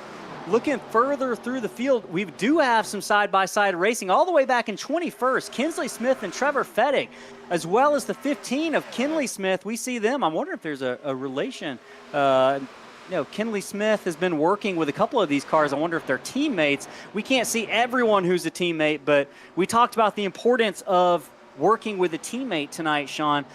Kinley Smith right in the back bumper of this 101 car, and maybe not. They might not be teammates as they work their way through the triangle. Kinley Smith darts to the left and makes that pass on the 101 to Brian LaPratte. A lot of times you just got to work with the car that's in front of you, teammate or not. I've worked with some of my biggest adversaries on iRacing. I've worked with them at these races because I don't have a choice, and that's what these guys are going to have to do. Work with the car in front of you, no matter how much you love them or hate them. You throw your differences out the window when it is race time and that green flag comes out. Now, one thing I am curious about from the driver's perspective, you can see that there are gaps emerging. If you're really tight on the back of a car, let's say the 3 right now, I'm looking through the field, the 3 of Troy Thomas and maybe the 55 of Hope. If you're pushing someone and they're far back from the car in front of them, do you start to get nervous that they might lose the draft? Oh, yeah, for sure, especially if you're running side-by-side. Running side-by-side is a momentum killer. You run side-by-side for a couple corners, next thing you know, the cars in front of you, they're gone. So you have to work it out quick, and if you're going to go side-by-side, you got to make sure you have enough momentum to get the job done quick and not run 2x2 side-by-side for multiple corners, because it's going to easily lose touch with that front pack in front of you. And you can see the traffic that these drivers are dealing with. Truth Hogue gripping the wheel pretty tensely. And you can see trying to move it as little as possible, but he's got all sorts of action going on around him, to his side, in front of him, behind him, that he's got to deal with. Drivers have to really multitask, not only worrying about what's going on in front of them, but also beside. Is there someone coming up on them to bump them from behind and kind of push them forward? And right now, Hoki's been doing a pretty good job at dealing with that, pretty consistent. He's been as high as 16th over the course of the evening. One car off track in front of them. That's the 6 of, we've seen the 6 have some issues. That is Brett Bray. He had an issue earlier on in the race. Right now he's on the bottom of the track. Cars going by on both sides there, the 14, the 707, the 711. One car trapped behind him, Steve Vest in that 28, slowing down, maybe looking to draft with the number 6. But yeah, Steve Vest needed to get around him right there. He did not need to follow him through that corner. That 6 car was really, really slow, and that's going to cost Steve Vest. He's going to fall way out of this pack and really put a hamper in his challenge to get to the front here. Yeah, and you're really beginning to see, with just 45 laps left in this race, I'm seeing big gaps further back through the field. But right now, big battle going on for the 12th and 13th position, the 4 of Rick Seabrans with David Shively and Jimmy Reynolds there. The 29 of Reynolds just got the wall a little bit, but they were racing pretty hard side by side. So no matter where you are in the field, the moment is coming where you're going to have to start to make your way through, and you have to start to think, there might not be another yellow flag that draws me back even with the leaders. And we see that front pack, they're fast, and they're starting to pull away just a little bit, led by Hunter Reynolds in the 26 with Stephen Luttrell tucked in right behind him. Things are starting to get tense, and patience is beginning to wane just a little bit as we watch that pack work their way down the backstretch. Yeah, they're a little more closer this time around than they were after the last restart, and that's probably because the clock is ticking. These guys are going to want to maintain their track position, yet stay up close with those leaders. But some of these guys towards the back, we're already seeing a little bit of a gap, and some of the spreading out is starting to happen at this point in the run. Looking at a couple drivers right now, look at some of the biggest movers. Back in 22nd, if you go back to 22nd, that's 24th to 88 of Christopher Puglisi back there has moved up, had been 13 positions, just lost a couple of positions. He'd been working his way forward. He got into the wall just a little bit, and it's all a momentum game here. You can't really convey it through what we're seeing right now, but these cars, we've been hitting on this all night. They are not easy to drive, and if you're used to watching NASCAR stock cars, you can see them get in the wall there again. If you're used to watching NASCAR stock cars roll around here in the 2000s or maybe even today, they're not really lifting much out of the throttle, but when you're going 216, 17 miles an hour into the corner, there is some finesse involved, and those right front tires, they're going to get heated up. Shauna, these drivers starting to feel the effects of tight race cars compounded with degraded tires, I should say. Well, you feel it instantly. Your first corner out into the track is you're going to feel how tight this thing is. The tires are only going to make that worse, compounding it over and over again. But as the as the run goes on, we're going to have some more wear. We got a car spinning down the backstretch here going into turn 3. Was that David Shively in the 85? Yeah. Not going to bring out a caution. He is way down off the racetrack in the grass, but that is going to be a big nail in his coffin for tonight. He's going to lose all his track position and possibly even lose a lap here. Shively had been in the front of the pack. We'll see if we can't figure out what happened to him here down the backstretch. It just got into the wall, got stuck on that wall. That is something that happens on iRacing. Sometimes you get into that wall and you can't get off of it. He pulled really hard left to get off of it, and he lost control. Took a little bit of a tank slapper and took a little bit of a ride through that grass. Was able to keep it off the inside wall, but lost a whole bunch of time and track position in that whole ordeal right there. Big moment for one of the leaders. Shively is going to take a hit. His chances of victory dashed here on lap 60 of 100. We are past halfway, entering into the final quarter of the race. Aaron Smith almost contact with the 44 of Anthony English through the tri-oval. Smith thought about making that move to the inside, but when the 44 shut the door just a little bit, Smith had to lift out of the throttle. And when we talk about throttle control and just throttle management, Aaron Smith, we've seen him race so much on Slingshot Racing media TV that we're just so used to taking him for granted as to how good he is with that throttle. Every single race we see him, and he's so cautious but so fast, which is a very difficult combination to master. And somehow that 70 finds himself around, not only at the end of races, but up at the front of these things at the end as well. Everybody talks about the right front, but that right rear means just as much. And being smooth on the gas, it's going to pay off as these runs go on and on and on. So being preservative on that gas and being smart with it will really help you save your tires and help you get to the end of this thing. If you're just joining us, we're on lap 62 of 100 in the Firecracker 250 from Racers Elite, an annual tradition of the 80s and 90s for NASCAR, is coming back again tonight, with these drivers going 17 miles an hour into the corner, kind of reliving the traditions. We got in this old one car, the 19 of Benelli, is sideways, Sean. Yeah, he got a little bit of help from that left rear corner from that car behind him. It's going to take out a couple cars trying to get around him, but he's able to hold on to it, the 19 himself. But that 32 car took a hard hit in the outside wall. 19 in the middle of the track. He's got a pack behind him. Oh, he turns down off the racetrack, spinning through the infield. Keeps it off the inside wall, but we're going to have a yellow coming out here momentarily as he is stopped on the track on the exit of pit road. Oh, hard hit by that 48 car. Just did not see the car sitting in the middle of the track. Both those guys are destroyed. Yeah, as they come through the trial where there, that 19 pulls up on the track. Benelli, nowhere to go for those drivers, and that had been something that was brewing, Sean, for at least half a lap or so, taking it back to an incident he had that also grabbed up another car, and several cars collected in this chain of events that's going to put us under caution for the 5th time tonight. And don't look now, but this might create a scenario where if we were to go green, Sean, that's going to be a 34-lap run potentially to the end, which is right on the edge of the fuel window for these drivers. So not only the chaos that erupts, what exactly happened here, Sean, to Benelli?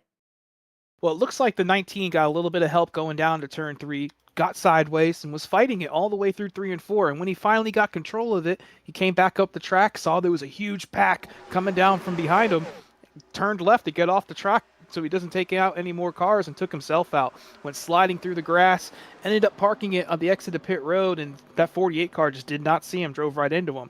But we're gonna need these guys to be a little bit more patient. As you see, that move right there was, very low percentage and took out a couple cars for 10th spot. But they wrecked up in the 10th spot, and we saw cars in 30th get involved. That is, anything can happen here at Daytona on 4th of July weekend, and you just saw it there. The patience is going away. So much patience has been shown through the first 2/3 of this race, but as we get into the final stretch here, drivers are seeing that trophy in the distance, and they want it, and they're going to do what it takes to get after it. Right now, drivers going to come down pit road for what might be their final pit stop of the evening. It's going to be Reynolds, Luttrell, English, Smith, and Teft, your top 5. Now, pit crews are not randomized. There's nothing the driver can do to enhance the speed of their pit stop besides just have a good pit entry, not sliding it through your pit stop line. And these cars are hard to stop. We've seen it happen multiple times tonight. So this is a critical pit stop to see who gets off in front. Passes are not easily made here in the tight confines of Daytona with these high horsepower race cars. So every position matters. Aaron Smith, the first car on pit road, Hunter Reynolds, my apologies, the first car on pit road. We'll see if he can get off first here.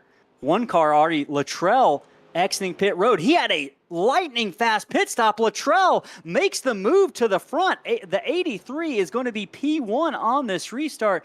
And take a look at this number.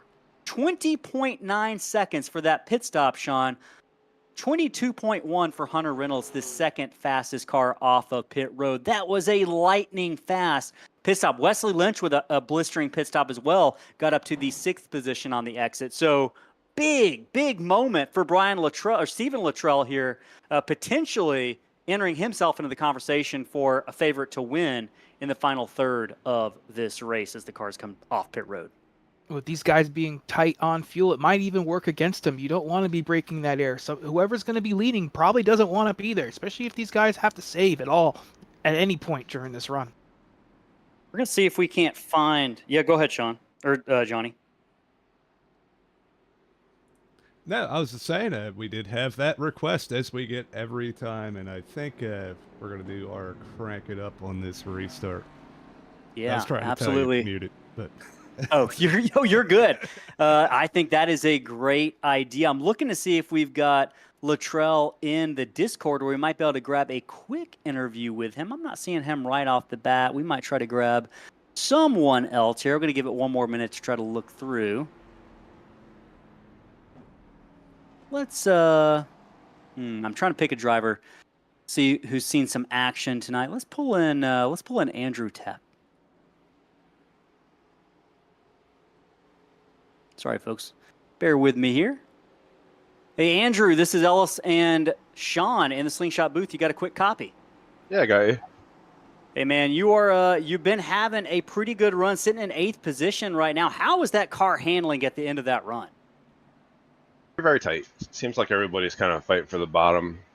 Almost feels like an old school Bristol race or something, short track race. But we're at a super speedway, so it's kind of weird. How's the level of intensity been out there on the racetrack tonight? The moves you have to make a pass, you kind of got to sneak low on somebody, get a little bit dicey, and coming off the corner side by side, it's always hairy. Been having to lift a lot in the corners to save the tires, to try to make some moves and be able to stay in it when it counts. When is that go lap for you in terms of all bets are off and you're willing to do whatever it takes to get to the front? We're kind of close on fuel at the moment. I think we're about spot on. I've got about 34 and a half laps, so probably going to ride around here top 5 and just try to make a move with somebody at the end. All right, man. Well, good luck out there. We might talk to you at the end. Can I move you back to chicken coop racing? Is that right? I'm in Misfits tonight, but I appreciate Misfits. Yep, we got you, buddy. Good luck out there. Thank you. All right, One car I want to give a little bit of a shout out to is that 33 of Wesley Lynch. He was back in the back of the pack, almost went a lap down at that first yellow, and here he is late in the race. He's back up in the 6th position in contention to win this thing. It was a big pit stop for Lynch that got him back up there. Right now, you heard our driver we just interviewed mention that they're going to be close on fuel. I think this sets up an interesting dynamic we'll talk about once they take the green. But we're going to listen to the sights and sounds here around Daytona on this restart.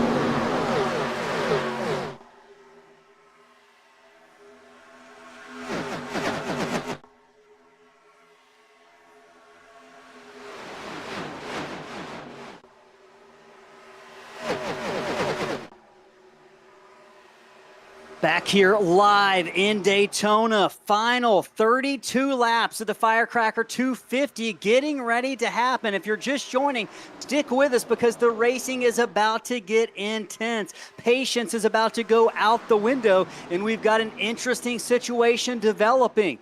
Based on some of the information we got from drivers earlier, the fuel window is around 34 laps, and that's exactly what most of these drivers are sitting at right now. Now, Sean, if you're right on the line, is there anything you can do to enhance your fuel consumption and kind of get better miles per gallon, so to speak? Yeah, you just don't want to be in that gas, and that's going to be something you can do if you're 4 or 5 cars back. But if you're these front 3, especially that leader, that's something you really can't do. You're going to be in that gas as much as possible to maintain that track position. Right now, drivers just trying to manage. They all know they're close on fuel, but you got to race. At the same time, with just 31 laps left in the Firecracker 250, cars are starting to jump out of line just a little bit further back through the field. You see Teff jump out of line. You see the 15 of Kinsley Smith, who's worked their way back up to the front on the outside. Those cars are starting to go. We had seen a single file pack for the past 30 laps or so, but that is beginning to change as the pay window grows closer. Cars starting to try to find their dance partners for the final stage of this, and I think we're going to start to see the bump drafting and the slingshot moves go further and further and further. But you mentioned the 83's in a tough position. Do you want to be in the lead using all that fuel? I'm not sure if I envy the position that 83's in right now. If him in that position, he's going to have his fingers crossed, hoping for a caution at any point during this run. And one thing that these guys, if they are saving fuel up towards the front, that is an opportunity for the guys in the middle and the back of the pack to make some moves to get up towards the front, as we see from this 15 and from this 98 car. You know, they started 12th and 15th on this last restart, and here they are in the top 5, using that high line and being in the gas maybe a little bit more than the guys on the bottom. What is it? You got to spend money to make money. Well, right now they got to spend fuel to gain those positions, but it could come back to bite them later on. Stephen Luttrell continues to be point right now. Big old bumper full of the number 26 of Hunter Reynolds as we ride on board the rear deck lid of that number 83. You mentioned it. He's using more fuel than everybody else. The guys going outside were using more fuel. That 46 or the 26 is in a great spot, but I'm wondering a little bit further back in 19th, there's a second pack. I'm wondering if they're starting to get a little bit worried about catching up to the rest of the field and whether they can. It looks like they've already done it, actually, as that group got single filed out, one car on the wall. That, I believe, is the 10 of Kirby Wayne's got in that Mountain Dew paint scheme. Big contact there. That's Steve Vest not far behind him. That's going to put some damage on the back end of that 10 car. It's going to really hamper his speed. He's going to be lucky to bring that thing to a stop and not bring out a caution. He goes down pit road. That's not going to help any matters as well. He's going to get a black flag for that. So we can write that 10 car off for the rest of the race, I'd say. Yep, black flag has been sent out to the number 10. He gets back on track, wiggles it around a little bit, not sure, maybe just trying to get back up to speed and get back in the groove and finish these final 28 laps or so. But further back up front, Stephen Luttrell continues to lead that pack. You see right now they've gotten it single file up front. Drivers starting to think about when the right time to make that move is. They're kind of weighing their options. They're looking at who they might want to go with. Some of them already had their draft partners, but there are guys out here who don't necessarily have a teammate they're working with and still trying to maybe figure out who the best person to go with is. I want to kind of ask you, Sean, if you go back further into the pack, and Johnny, you don't necessarily have to move the camera, but if you're 13th, 14th, and they've got it single file, when do you start to go? When is the point where you feel comfortable that it is time to start moving forward? Well, if the fuel number's right, my big number's always been 10 to go. That's 25 miles here in Daytona, but it goes by quick. You can probably say you can pass a couple cars per lap at best, so, 10 to go, I'd say, is a pretty good number to get towards the front. 10 to go. We've got about 15 laps until we hit that point. You've got hard racing, but if you're just joining us, there is a fuel situation developing. Most of these drivers very tight on their fuel range, whether they can make it to the end without running out of gas. And it's kind of become two different races, a race of track position, but also a race of saving fuel and maybe staying out of the gas as long as possible. You can see the 26 giving a push up at the front of the pack to the 83 of Luttrell, maybe just wanting to continue to stay off the throttle, not be the car up front using the most fuel. A couple of cars looking like they're moving forward. The 16 of Brandon Ayers sitting there in the 11th position, trying to get by as many cars as possible. He's not waiting to 10 to go, Sean. He is on the move in that American flag National Guard throwback paint scheme, working on the number 47 of Christopher Stouffer, but he doesn't have a dance partner with him as we ride on board. And one thing to remember, one caution and all that fuel strategy goes out the window, and it's all about track position. So some of these guys, like we saw earlier with that 98 and 15, they're going to take advantage of this situation, get themselves up front, and hope and pray for maybe a yellow or to save some gas while they're up front later on in the run. hoping and praying for a yellow, but that yellow might never actually happen. It might never come, and these drivers have to be prepared for that to potentially be the case. I'm looking through right now, a big stack up front. It's going to allow the 16 to maybe get back into contention to make the pass on, I believe that's Brandon Zimmerman in the 65. You can see Ayers, big old run. That bottom line stacked up just a little bit. That's dangerous if you're in that pack. You got to be monitoring that throttle. Most definitely. Being in that throttle as little and as smooth as possible will save you gas. And it's easy to do somewhat when you're back in this pack, especially when you're 6-7 cars back. But these guys up front, it's very, very hard to do and maintain that momentum. And you can see that 33 and the 16 really, the 16 of Ayers into the wall.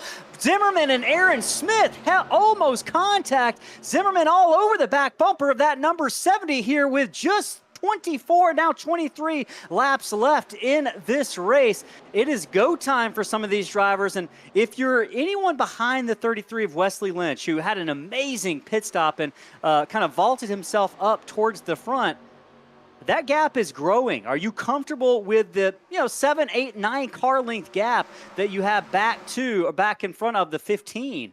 If you're behind Wesley Lynch, you want to push him a little bit further forward?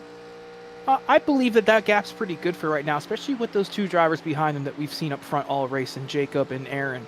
If you got those two guys behind you, you know you're going to be going to the front at some point. So I think the gap is okay at the moment, especially if they are saving gas. But as these laps tick off, that gap's going to become more and more consequential. Oh boy, where the laps are ticking away, but the intensity is not, is back around the 18th, 19th, 20th position, Johnny. It is getting wild back there. We can see the 14 of, that looks like... in the wall. Yeah, go ahead. That's the 83. Sean Burke got up into that wall. We've seen so many cars do that. Take that high line and not expect that car to get tight in the center and get stuck on that wall. That kills your momentum, sends you to the back of the pack. But he is lucky. He's able to maintain some momentum and stick with these guys, at least for the moment. And you can see what it did to kind of the intensity of the racing. It sorted them out just a little bit. We had lots of two-wide action going on, but as soon as that car grabbed the wall a little bit, everyone had to lift out the throttle, and it kind of thinned things out. Right now they're working their way by Nick DeCesare, who's on the bottom. The 19's kind of hooked up, or had hooked up, with the 55 just a moment ago of a Truth Hokie. I know we got some Hokie fans in the chat right now rooting on Truth, and I know he wants the Truth tonight to be that he's going to be in victory lane. Plenty of time left for that to happen, but the laps are ticking away here in the Firecracker 250. Watching the 14 make a move on the number 7. That's the 04, sorry, my apologies. That's Mark Mann. I know we had some Man fans. Some Man fans? Some Man fans watching in the chat on YouTube, rooting for Mark. He has climbed up all the way to 16th position. He was back as far as 30th earlier. One car off the wall. That was the 19 once again in the wall off of turn 4. Drops to the back of the pack there, Benelli. But yeah, Man having a good run, catching back up to the 29 car. That is Jimmy Reynolds. And lots of drivers starting to get into the battle here. They're seeing the pay window approach, and they're wanting to get up to the front as quickly as possible. And actually, that's not a pass for the lead, but Brandon Zimmer making a pass on Jacob Bradley in the number 60. And he's Zimmerman in the wall. wall. Yeah, he got a little too tight up in that wall like we've seen over and over again tonight. He has been working his way up. He passed 2 or 3 cars over these last couple laps, including that 70 of Aaron Smith. That's really going to hamper where he's going to be towards the end of this race, as he has gone back down to the 12th position.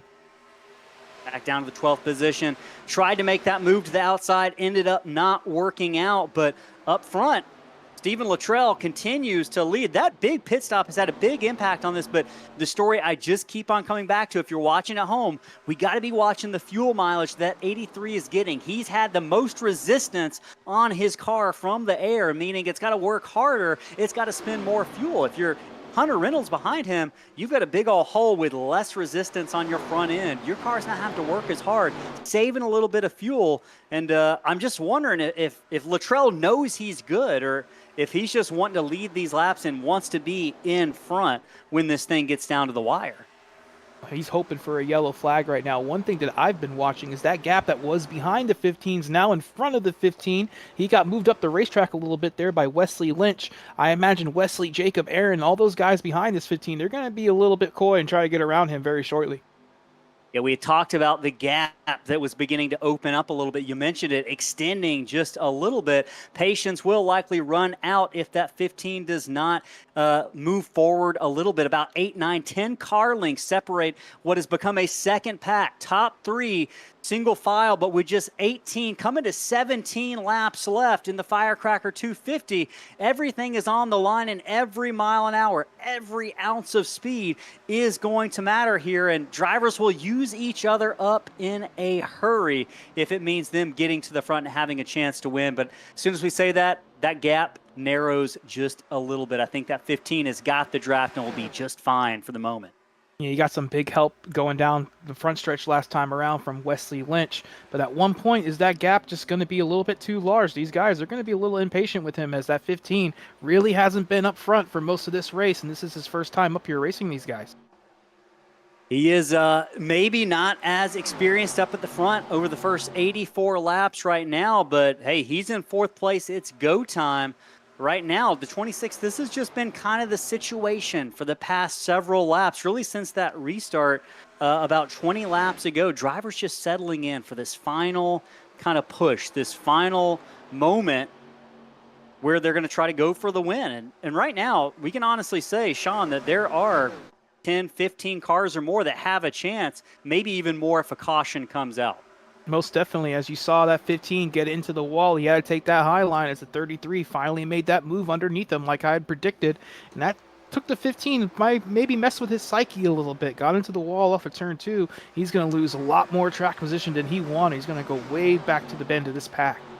Hensley Smith back 15 positions or so, all the way back to the 14th position, I should say, after being in 4th or 5th position just a moment ago. Patience did run out. If you're a driver right now, you're thinking about what's it going to take? What's it going to take to make this car as fast as possible? How do I stay in the draft? When do I make my moves?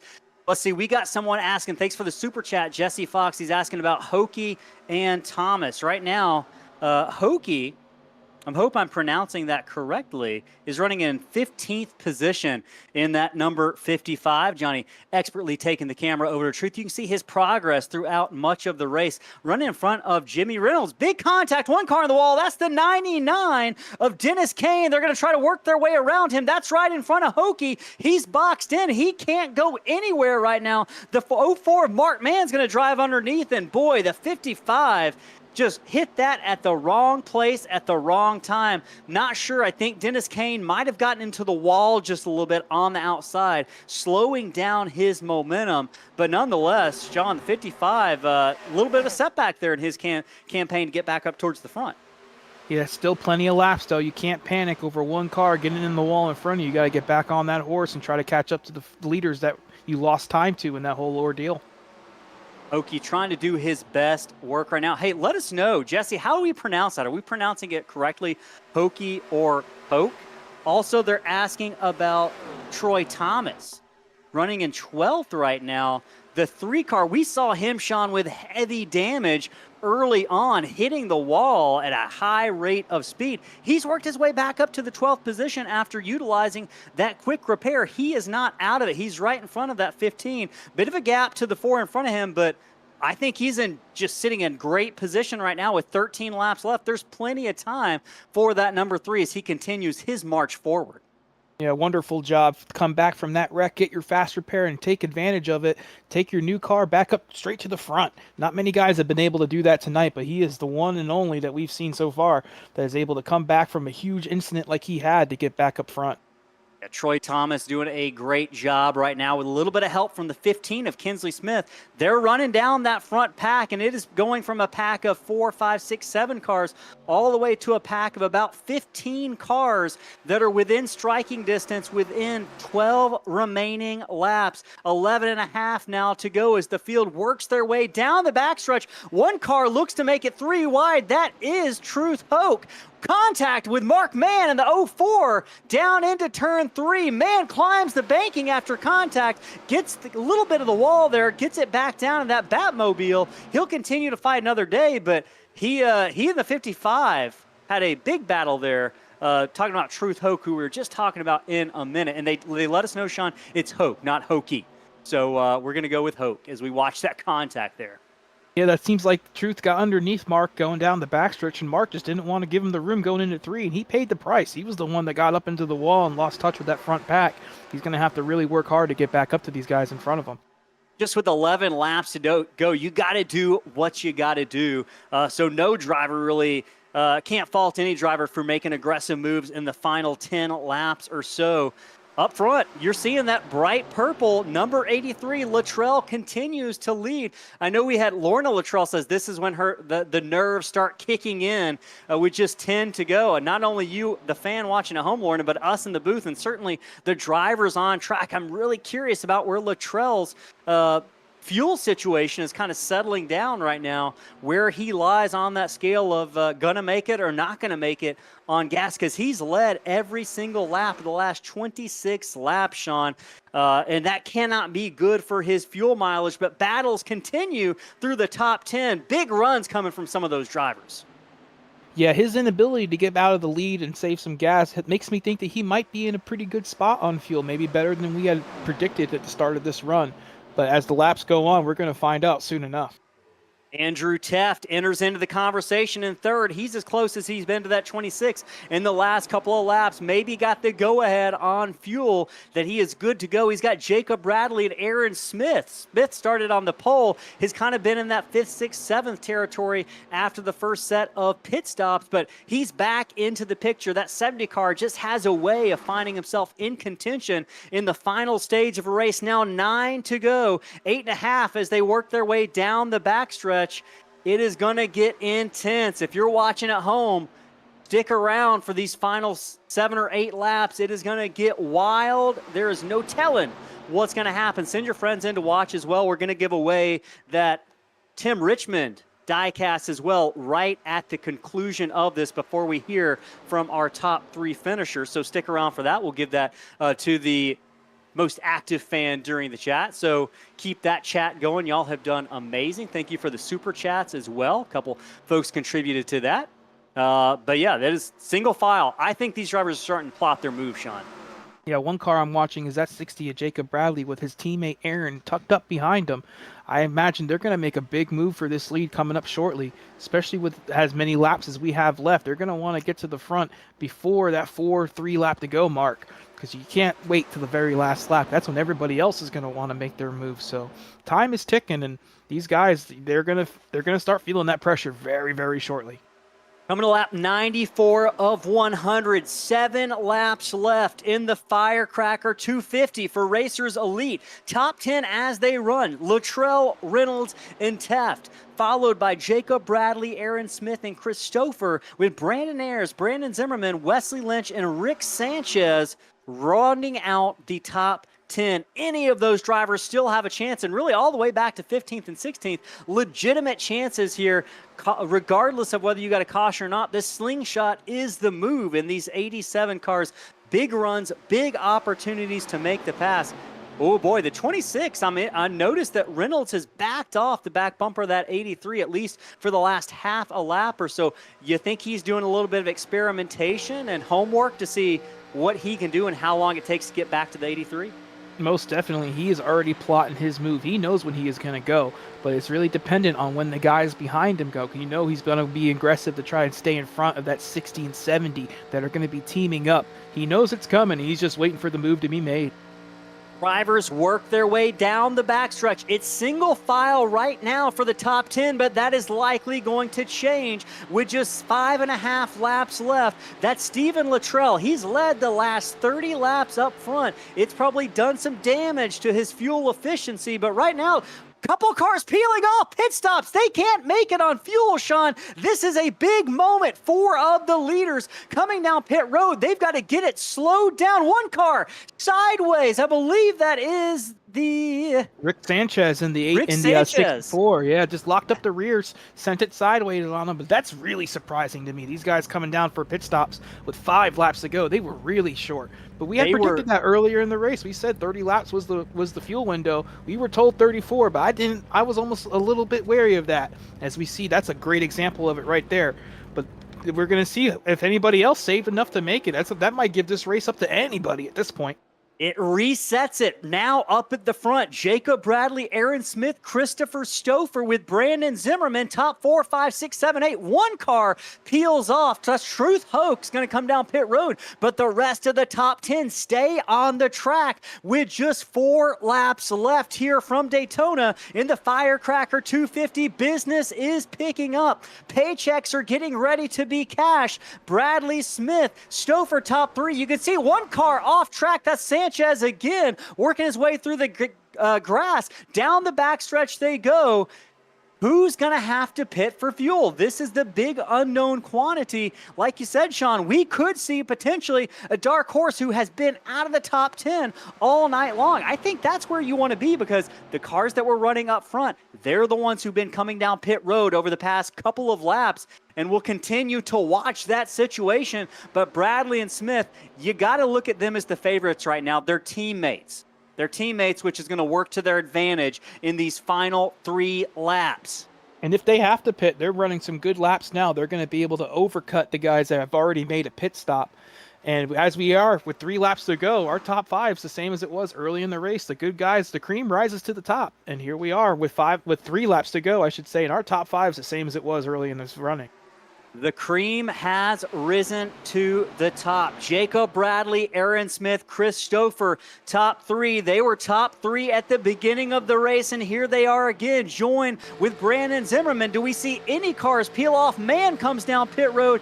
I believe Mann is going to bring another car with him for fuel, but it's just 2 to go. You have to imagine the drivers on track right now. They're going to see the white flag next time by. I think they're probably committed to just checkers or wreckers are running out of gas at this point. Yeah, caution would really throw a wrench in their plans and probably seal the fate of the guys that have already pitted.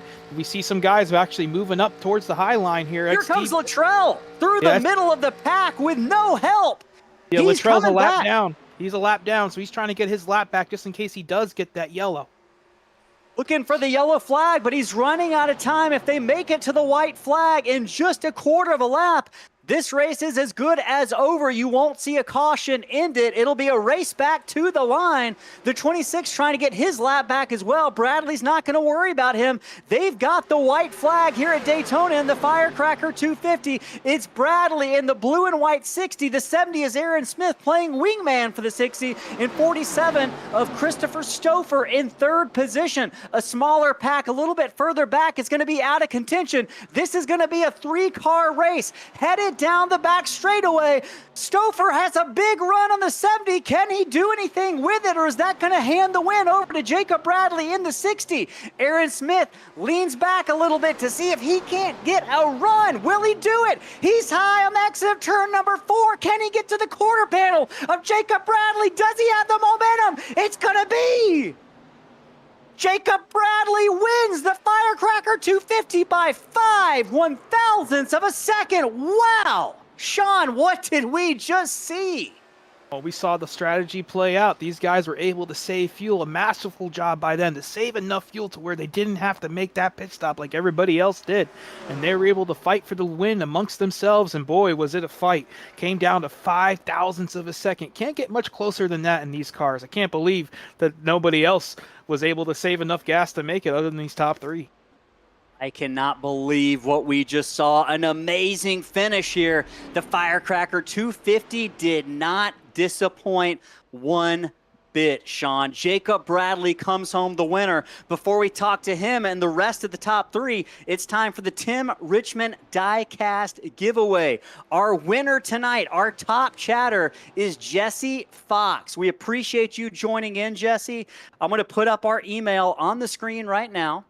It's going to be ssracingleagues@gmail.com.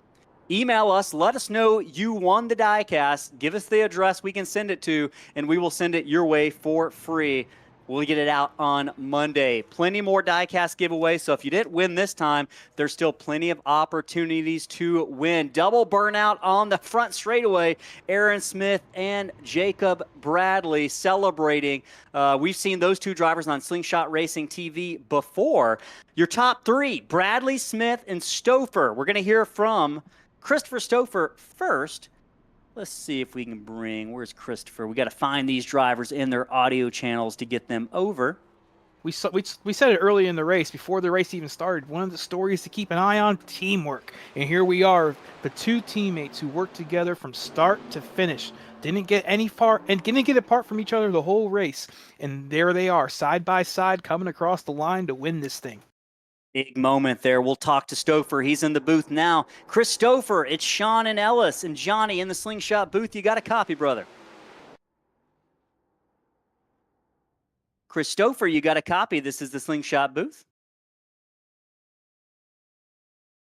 Chris Stouffer, maybe doing a little bit of mic work, seeing if he can't get that figured. Oh, there he is. There he is. Chris, welcome to the Slingshot booth. Congratulations on that podium finish. It was a wild one to watch all night long. You had a good run. You started off in the 4th position. You had a good view much of the night. Walk us through, what was the most difficult part of these 100 laps in the Firecracker 250?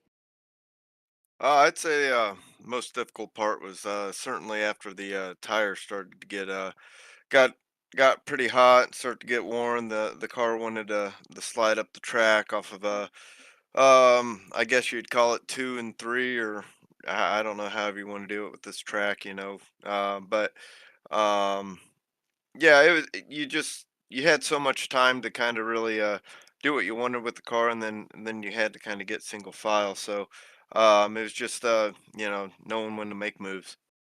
Well, you made the right moves. Just a couple maybe that you would have liked to make. Was there anything you could have done at the end differently to maybe find yourself in second or maybe even in victory lane?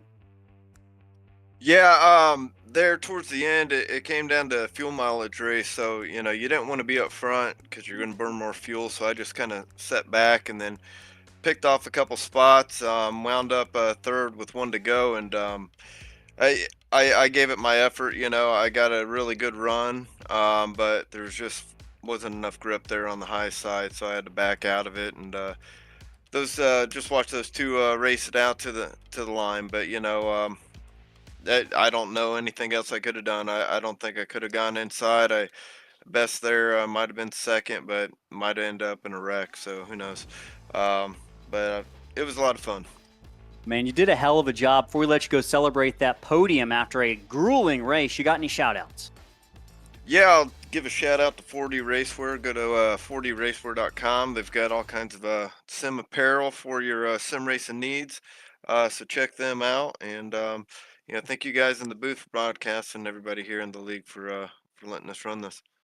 Man, we appreciate you, Chris. Good run tonight. Congrats. Thank you. All right, you heard from third place. We're going to bring in second place, Aaron Smith. Sean, I'll let you take it away. Aaron Smith, man, came home 5/1000ths of a second short. Anything different you could have done on that last lap, man, to try to get around your teammate Jacob? Oh no, we had everything planned out from the start. If we were 1 and 2, we would see who saved more fuel, and then we'd battle it out of turn 4. And yeah, I didn't side draft him well enough, but I also didn't want to be the guy who pulled out and wrecked us both for nothing. So I'm glad it worked out for him. He ran out of gas right out of the tri-oval, so I had to do his burnouts for him. But it was a fun race. I'm glad it worked out that well for us. What was your strategy to save the gas? We were talking about just being smooth on the throttle and staying out of it as much as you can, and we saw everybody in front of you come down and take a pit stop. What do you feel you did differently over that last, 35 laps that enabled you guys to make it home? Yeah, we knew from when that caution flew that we would have the option to save fuel and make it, but just barely. And once the guys ahead of us, I assume they missed the memo because they were pushing a little harder than we wanted at the very beginning. That's why we lost those spots, but. And once they did that irreparable damage to their fuel mileage, we just stayed there, kept running our tires well, and it saved just enough. I only had a little bit too. I wasn't going to make it at first until I started clutching, and that was all she wrote. Well, I appreciate the show that you and your teammate put on tonight, coming home 1-2 by a matter of an inch or two. Anybody you want to shout out for your second place run? Yeah, I'd like to thank all the folks at Racers Elite for putting this show on, all of you for broadcasting, and all the folks for watching. Looking forward to getting back at it next time. Awesome. Congratulations, man. We'll hope to catch you up here next time. Good run. All right, thank you.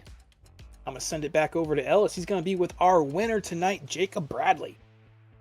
Jacob Bradley, Ellis, Sean, and Johnny in the Slingshot booth. You got a copy, sir? Yeah, I gotcha. Man, congratulations. It's been a minute since we've had the privilege of talking to you up from the booth, and it was a wild race out there. You ran up front much of the night, but you were in the lead when it mattered. We've been talking to drivers about how tough these cars were to handle all night. It also seemed like fuel was difficult to manage. We might even got an inside tip that you'd run out of fuel at the line. So it was very close. We talked about that fuel window. Talk to us first about the intensity of the racing we saw out tonight. It seemed like a lot of respectful racing. Yeah, there's a lot of respectful racing. Everybody was kind of just being cordial. I know that last run, everybody started to get a little bit more aggressive, force some moves to the inside. Because that top line was terrible after about 10 laps. But everybody was pretty nice. Everybody was pretty cordial. It was just trying to save tires, like I mentioned in the pre-race, and keep that under you. That last run, I had to save a lot of gas. I was like a half a lap to the good, and then everybody pit in front of me, and I thought I was not gonna make it anymore. Had to start clutching into the corners, and we ended up saving some gas and making it. Man, you did a hell of a job, and it was just a pleasure out there watching you. Now, how tough is 100 laps in these cars around Daytona? It's a lot more focused than you'd think. Every other car around Daytona is not much, but if you drove it wrong at the start of the run, you'd melt that right front tire and you'd be in the wall in no time. So it was really just hitting your marks. It was really just being patient, being easy on the tires, being easy on the car, and it'd reward you at the end. Well, you did a great job. Before we let you go celebrate that victory, you got any shout-outs?